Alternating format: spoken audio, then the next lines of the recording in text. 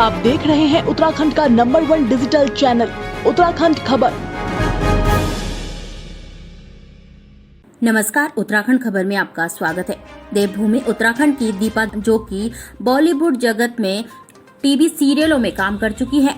आपको बता दें कि दीपा ये रिश्ता क्या कहलाता है और सिद्धिविनायक जैसे चर्चित सीरियलों में अभिनय कर चुकी हैं। यही नहीं बल्कि दीपा ने कई पंजाबी सॉन्ग, शॉर्ट फिल्म एवं डॉक्यूमेंट्री आदि में काम कर अपने अभिनय से लोगों के दिलों में खास जगह बनाई है। कैसे रहा उनका ये सफर, जानते हैं इस रिपोर्ट में। हूँ रश्मि मिश्रा और आप मेरे साथ देख रहे हैं उत्तराखंड खबर। जैसे कि मैं आए दिन आपको कई उत्तराखंड के कलाकारों से मिलाती रहती हूँ, उसी श्रृंखला में आज हमारे साथ मौजूद हैं उत्तराखंड की ही कलाकारा दीपा देवपा। तो आइए इनसे बातचीत करते हैं, इनके सफर के बारे में जानते हैं। हेलो, नमस्ते। सबसे पहले तो सारे मतलब पूरे न्यूज़ चैनल को और सारे उत्तराखंड वासियों को, मेरा नाम दीपा देवपा है और अभिनय क्षेत्र में ही मैं काम कर रही हूँ। बाकी आप जो पूछे वो मैं आप लोगों को बताती रहूँगी। खुद दीपा देवपा जी से जानते हैं इनके कलाकारी सफर के बारे में।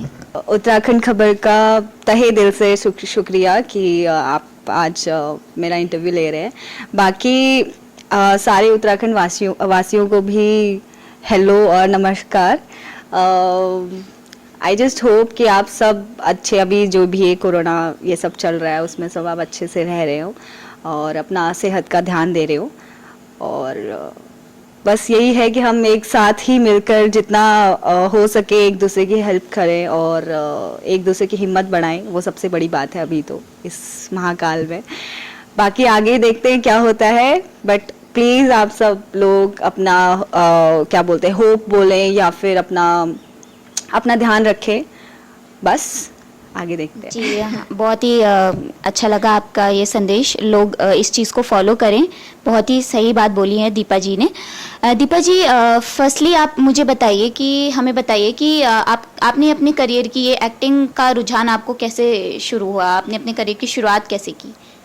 एक्चुअली ऐसा मतलब ये भी नहीं था कि अचानक ही ये सब चीज़ें शुरू हो गई है। एक तरह से बोलते हैं ना कि हमारा बचपन से ही हम लोग कुछ ना कुछ करते हैं, हमें ही नहीं पता होता कि हम क्या बनना चाहते हैं।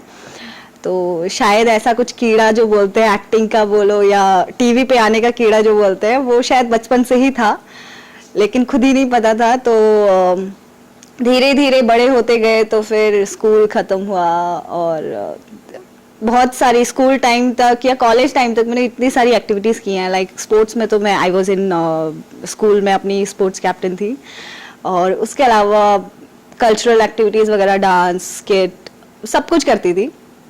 तो उसके बाद धीरे धीरे ऐसा होता है कि कोई आपको एक पॉइंट मिलता है कि आपको क्या करना है, ऐसा आप सोचते हो। उसके बाद फिर कॉलेज टाइम पे ही मैंने बस छोटा सा एक क्लास में ही अपने स्किट किया था, एक ट्रेडिशनल मीडिया से रिलेटेड। तो वो मेरे जो मतलब क्लासमेट्स थे उन्होंने देखा और वो बहुत ज़्यादा उनको मतलब अच्छा लगा एंड दे वर लाइक बहुत इमोशनल हो गए थे वो सीन देखकर। तो इसी चीज़ से आपको इंस्पिरेशन मिली? हाँ, वो मेरा सबसे पहला वो था कि I will be in this field, as an actor काम करूँगी अब मैं।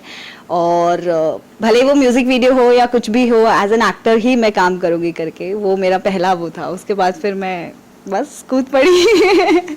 तो आपको जो पहला आपका प्रोजेक्ट मिला, अपॉर्चुनिटी मिली, वो कहाँ से शुरुआत की आपने?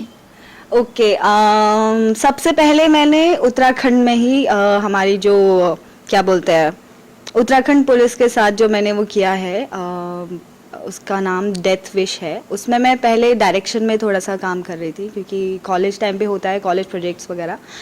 तो उसमें एज एन को एक्टर और डायरेक्शन में भी थोड़ा बहुत मैंने काम किया उसमें। तो वो मेरा पहला प्रोजेक्ट था इस फील्ड में आने के लिए। देखा जाए तो उसमें मैंने काफ़ी कुछ सीखा और थोड़ा एक फील्ड जो एक होता है एक्सपीरियंस वो सीखा। और बस वहीं से फिर धीरे धीरे मैं फिर अपने दोस्तों के साथ ही म्यूज़िक वीडियोस हो गए या फिर शॉर्ट फिल्म्स हो गई, वो सब करने लग गई थी मुंबई जाने से पहले। ओके, तो फिर आगे बात करते हैं मुंबई के सफ़र की ही। तो आप ये बताइए फिर कैसे आपने स्टार्ट किया कैसे आपने मतलब जर्नी ली कि हाँ चलिए अब मैं इतना काबिल हो चुकी हूँ कि मुझे अब मतलब मैं मुंबई की तरफ जा सकती हूँ, क्योंकि बहुत जो हमारे यंगस्टर्स होते हैं, बहुत सारे लोग एक्सपीरियंस लोग भी मुंबई जाने के लिए काफ़ी घबराते हैं, जबकि वो मतलब, तो आपने ऐसे कैसे स्टेप लिया? सबसे पहले तो मैं ये नहीं बोलूँगी कि मैं पूरी कोई प्रिपरेशन के साथ गई थी। मैं बस चाह रही थी कि मैं मुंबई जाऊँ, और सबसे पहले देखा जाए तो मुंबई में बस घर से मैं ये इतना सा बोल के गई थी कि मैं कुछ टाइम के लिए जाऊंगी और वहाँ कुछ ऑडिशंस वगैरह दूंगी और मैं देखूंगी कि वहाँ मैं कुछ काम कर पाती हूँ कि नहीं। और मम्मा पापा वर लाइक कि ठीक है चलो ओके, अब तुमने ये फील्ड चूज कर ही लिया है। हाँ, ये मतलब ये एक चीज़ है कि मेरे पेरेंट्स ने मुझे सपोर्ट किया, नहीं तो शायद मैं नहीं जा पाती मुंबई। तो मैं जब वहाँ गई तो एक हफ्ता मुझे लगा 1-2 हफ्ते के अंदर मैं कुछ काम कर लूंगी, या फिर कुछ ऑडिशंस ऐसा कुछ होगा जिससे मुझे कुछ ना कुछ काम मिलेगा या समथिंग ऐसा कुछ।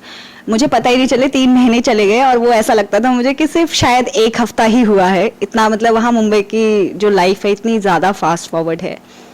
और उस टाइम पे ऐसा कुछ 6-7 महीने शायद मैं रही होंगी उधर।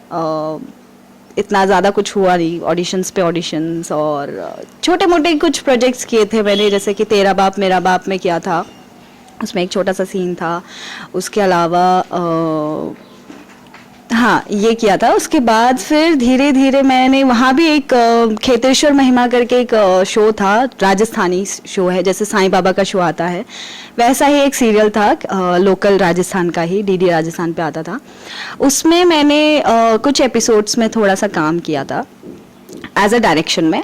उसके अलावा एक एपिसोड किया था मैंने एज एन एक्टर, शायद वो अभी तक आया नहीं है, उन लोगों का वो चैनल बंद हुआ है या क्या हुआ है पता नहीं। बाकी वो मेरा लास्ट प्रोजेक्ट था उधर का। राजस्थान में हम लोग 1 महीना पूरा रहे, उधर की गर्मी में जो बुरा हाल हुआ था वो अलग बात है। हम बोरो प्लस भी लगाते थे तो थोड़े 2 घंटे में वो स्किन इतनी ड्राई हो जाती थी। तो उसके बाद मैं वापस देहरादून आ गई थी। देहरादून से फिर मैं गई दिल्ली, गई कास्टिंग ज्वाइन किया, क्योंकि मुझे मेरा ये तो था कि मुझे इसी फील्ड में रहना है, कुछ भी हो, भले मैं डायरेक्शन में रहूं, कास्टिंग में रहूं, कुछ भी करूं, लेकिन प्रोडक्शन में भी सही, लेकिन मैं इसी फील्ड में रहना चाह रही हूँ। और आपका मेन फोकस क्या रहा? मेन फोकस मेरा एक्चुअली एक्टर बनना ही था, लेकिन ये हो रहा था कि मैं कुछ कर नहीं पा रही थी एज एन एक्टर बोलो, या फिर मुझे कुछ वैसा एक बोलते ना अपॉर्चुनिटी नहीं मिल पा रही थी। तो आई वाज लाइक कि एटलीस्ट मैं इस फील्ड में ही रहूं, मैं इसके थ्रू जाऊं, क्या पता कोई और रास्ता मिल जाए, क्या पता मैं डायरेक्शन में चालू करूं तो कुछ टाइम बाद मैं फिर एज एन एक्टर अपने आप को वो कर पाऊं, प्रेजेंट कर पाऊं, या फिर कास्टिंग में या कुछ ऐसा। फिर धीरे धीरे कास्टिंग में ही मैंने काफ़ी चीज़ें सीखी। कास्टिंग में ऑडिशंस में जब मैं as an actor first time गई थी मुंबई, उस टाइम पे ऑडिशंस में इतनी ज़्यादा घबरा जाती थी, मतलब एक स्टेज फोबिया और कैमरा फोबिया जो बोलते हैं वो बहुत ज़्यादा था। अभी जैसे कि मैं मतलब बिल्कुल कैमरे पे देख के बात कर रही हूँ, तो वो उस टाइम में ऐसा होता था कि मैं कैमरे पे नजरें नहीं टिका पाती थी, मेरी ऐसे ऐसे घूमते रहती थी आंखें, तो बहुत प्रॉब्लम होती थी। बट ऑडिशंस जब लिए मैं इंटरैक्ट कर रही हूँ दूसरे एक्टर्स के साथ, तो उसके बाद वो चीज़ें काफ़ी मुझे हेल्प की उस चीज़ से। फिर कुछ महीने बाद फिर मैंने सोचा कि यार अभी एक्टिंग करना है तो मुंबई ही जाना पड़ेगा, क्योंकि ऐसा होता था मुंबई से ही सारे प्रोजेक्ट्स आते थे। और यहाँ भी अगर देखा जाए तो अपने उत्तराखंड में भी बहुत कम प्रोजेक्ट्स आते हैं, और आते भी हैं तो हमें पता ही नहीं चलता। मतलब जो मैं तो फिर भी अभी थोड़ा बहुत मुझे पता चल रहा है, बाकी जैसे जो लोकल है मैं तो फिर भी थोड़ा बहुत मुझे कॉल्स भी आ जाती है। अगर मुंबई से भी अगर कोई प्रोजेक्ट यहाँ आना है तो उधर से भी मुझे ऑडिशंस के लिए कॉल आ जाती है। बाकी अगर मैं यहाँ की बात करूँ तो यहाँ तो मतलब हमें पता ही नहीं चलता, शूट हो गया है। काशी मीटर गुल बत्ती चालू है जो मूवी है शाहिद कपूर जी की, वो मतलब आके चली गई, पता भी नहीं चला। हमें बाद में पता चला है अरे अच्छा वो मूवी यहाँ शूट हुई है, मसूरी में शूट हुई है, कि ऋषिकेश में शूट हुई है, ऐसा। तो काफ़ी चीज़ें हैं हमें पता ही नहीं चलता है। ये भी पता चला कि आपने साउथ की भी काफ़ी मतलब मूवी की है आपने, और भी जोनर की? नहीं मतलब साउथ में ज़्यादा तो नहीं, बट हाँ मैंने एक मराठी मूवी में काम किया है। वो है ज़ॉम्बीज से रिलेटेड, मतलब पूरे इंडिया में शायद अभी ये 2nd नंबर की ही ज़ॉम्बी होगी। First was go Goa gone, and ये मराठी इंडस्ट्री में पहली मूवी है जिसका नाम ज़ॉम्बी वाली है, वो अभी आई नहीं है, उसका ट्रेलर आ चुका है। उसमें हम लोग zombies बने थे एंड उसकी तो फोटोज अभी भी अगर हमारे पेरेंट्स देखते हैं तो वो डर जाते हैं। हम लोग मतलब सेट से ही वो हमें कुछ करते थे। अच्छा मसालेदार कुछ हट के देखने को मिलेगा। बहुत ज्यादा वो मतलब इतनी ज्यादा वो है कि मतलब उसका ट्रेलर देख के भी मुझे इतनी हंसी आती है। उसके मैं लिए- शेयर जरूर करूंगी उसका ट्रेलर। लिए ऑल द बेस्ट कि आप थैंक यू सो मच। हाँ। और उसके आपका अलावा- सबसे अच्छा एक्सपीरियंस जो मतलब यादगार एक्सपीरियंस अभी की जर्नी में? अभी तक का मतलब ऐसा नहीं है कि सिर्फ एक चीज़ है मेरे मैं जो भी शो मैंने किया है हर एक मेरे लिए जो कैरेक्टर बोलो या कुछ भी बोलो शो बोलो या कैरेक्टर हर एक मेरे लिए बहुत इम्पोर्टेंट ही रहा है हमेशा। भले ही लास्ट में मैंने सिर्फ एक छोटा सा रिपोर्टर का ही कैरेक्टर किया था, पिंजरा करके सीरियल आता है उसमें। वो भी मतलब ऐसा है कि हाँ रिपोर्टर में मतलब मैंने बीजेएमसी किया है वैसे तो जर्नलिज्म भी है मेरे उस कोर्स में, तो मेरा जर्नलिज्म की तरफ कोई रुझान नहीं था। बट ये है कि हाँ जब एक्टिंग करने के उस पे आए तो फिर वो जर्नलिज्म हो या कुछ भी हो तो वैसा सा कुछ कीड़ा है दिमाग में। तो ऐसा नहीं है मतलब मेरे ज़्यादातर मैंने एक ऐड किया था हरियाणवी बजट के ऊपर, वो उसमें मेरा कैरेक्टर था टीचर का। और मैंने जो अभी ये रिश्ता क्या कहलाता है शो था उसमें भी मैंने as an actor as a teacher ही उसमें मेरा कैरेक्टर था। मेन जो क्या बोलते हैं कार्तिक और अभी तो सीरत नाम है, शिवांगी जोशी जो हैं हमारी जो उत्तराखंड से ही हैं वो भी। तो ये मेन कैरेक्टर्स इनका ही एक बेबी तो नहीं बोलूँगी, अब बेटा हो गया है काफ़ी अच्छा खासा बड़ा। तो उसकी मैं जब वो लोग उसको बोर्डिंग में डाल देते हैं तो उसकी मैं टीचर बनी थी एक हफ्ते का, मतलब अच्छा खासा हम लोगों की मतलब शूट वूट हुआ है। तो that was also very good experience कि मतलब कभी कभी क्या होता है ना आपका एक्सपीरियंस सेट पे भी बहुत अलग अलग होता है। जी जी। कभी कभी आपको लगता है कि यार मुझसे कोई बात ही नहीं कर रहा, मतलब लकीली मेरे साथ अभी ऐसा कुछ हुआ नहीं है क्योंकि मैं इतनी इतनी क्या बोलते हैं बोलती हूँ सेट पे भी, अगर हम लोग बैक स्टेज पे भी हैं तो मतलब बोला ही जाता है कि हाँ positive होती है। नहीं मैं मतलब आई एम वेरी डिफरेंट। वो गर्ल्स हो या बॉयज हो, मैं मतलब कोई भी कहीं भी हो तो कोई मेरे साथ अगर बैठा है तो वो चुपचाप तो नहीं बैठ सकता है, ऐसा है, मैं उसको ही बुलवा ही दूंगी। एग्जैक्टली बहुत ज़्यादा तो मतलब ऐसे ही थोड़े से हैं मतलब सीरियल वगैरह ज़्यादा मतलब मैं ये नहीं बोलूँगी बहुत।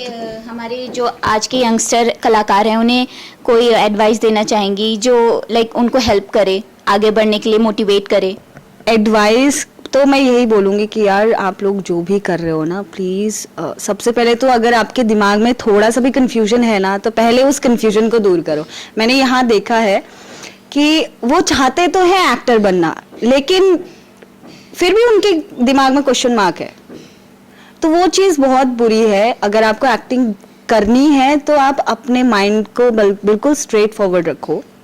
अगर आप एक्टर बनना चाहते हो तो बनो, ये नहीं कि मैं कैसे बनूंगा, आपका पहले ही गोल होना चाहिए। आप उधर कैसे पहुंचते हो दैट इज डिफरेंट थिंग, वो आपके पास फिर रास्ता निकल ही जाता है। मेरा था कि मुझे मुंबई जाना है, एग्जैक्टली मेरा ये था कि मुझे मुंबई जाना है, अब कैसे जाना है क्या करना है कुछ नहीं पता था, बट हो गया वो चीज़। आपका मतलब इतना तो होना चाहिए गोल, इतना ज़्यादा मतलब मजबूत होना चाहिए, मेनली आपके मतलब इरादों में इतनी मजबूती होनी चाहिए कि आप कुछ ठान लो तो आप करना चाहते हो तभी कर पाओगे, नहीं तो सिर्फ बोलने से कुछ नहीं होता, ना ही सोचने से कुछ होता है। सबसे मेन तो यही है। काफ़ी एक्टर्स यहाँ भी ऐसे हैं वो बहुत अच्छे हैं, थिएटर बोलो या फिर अपने उत्तराखंड में बहुत अच्छे एक्टर्स हैं, लेकिन उनको एक बोलते हैं ना कि उनका विजन बहुत मतलब वही है डाउन बोलो या फिर बहुत कंफ्यूज्ड वे है या फिर डरा हुआ है मेन, कि वो यही सोचते कि यार मैं मुंबई जाऊंगा तो पता नहीं कैसे क्या करूंगा। स्ट्रगल हो गया है आई थिंक, वैसे भी था पहले भी था पर अभी आए दिन लेवल और मतलब हाँ मतलब स्ट्रगल यार देखो किस फील्ड में नहीं होता है स्ट्रगल, मतलब अगर आप मीडिया से किसी भी फील्ड में जाओ या कॉर्पोरेट लाइफ में भी जाओ हर जगह स्ट्रगल है, हर जगह आपको मेहनत करनी है, बिना मेहनत के आपको कुछ नहीं होगा। मेन तो यही है, आपकी मेहनत होनी चाहिए, आपका जो डर है सबसे पहले तो वो हटाओ, कन्फ्यूजन हटाओ, और सबसे बड़ी बात कि आपका जो एक एक्टिंग अगर आप करना चाह रहे हो ना तो मुंबई, अगर मुंबई नहीं भी जाना चाहते हो तो कोई बात नहीं, आप उत्तराखंड में ही रहकर अपना काम कर सकते हो। उत्तराखंड में ही कितने प्रोजेक्ट्स आ रहे हैं, मुझे तो खुद नहीं पता चलता। मैं तो उत्तराखंड इसीलिए आई हूँ अभी कि मैं यहाँ के कुछ लोकल प्रोजेक्ट्स कर सकूँ, भले वो फिल्म्स हो, एल्बम्स हो, म्यूजिक वीडियोस हो, कुछ भी हो, गढ़वाली कुमाऊनी कुछ भी हो, मतलब अपने उत्तराखंड का कुछ हो। मैं यही चाहती हूँ, मेन तो यही है मेरा। इसलिए मैं अभी 2 महीने तो लॉकडाउन ऐसे ही निकल गया, पता ही नहीं चला। अभी मैं चाह रही हूँ कि अभी थोड़ा सा लॉकडाउन कम हुआ है तो मैं कुछ तो कर पाऊँ। मतलब एक होता है कि मैं मुंबई भी गई हूँ तो मेन एक तो ये है कि मैं कुछ अपने स्टेट के लिए ही सही, एटलीस्ट जब कोई जाने तो अपनी, मतलब होता है ना, हम बोलते हैं कि अरे ये तो हमारे उधर का है, तो वैसा वाला एक जो है वो चाहती हूँ मैं। तो कायरा, आप यहाँ क्या कर रहे हो? आप तो बॉटल पानी पीने गए थे ना, और आपकी बॉटल नीचे गिर गई थी, आप यहाँ कैसे आए? कायरा, मुझे आपको नहीं, Kiara, she can't be your mother. Your mother is dead. Okay, fine. आपके पापा को हम कॉल करते हैं, ठीक है? आप बात कर लीजिए, ठीक है? Please calm down Kiara. Okay. हमारा ये सफ़र कैसा रहा, आपने कितना एंजॉय किया बताइएगा, और हमें खूब सारे कमेंट्स दीजिएगा, हमें बहुत सारा प्यार दीजिएगा। आगे के और भी काफ़ी लोगों से मिलने के लिए हमारे साथ देखते रहिए उत्तराखंड खबर। नमस्कार।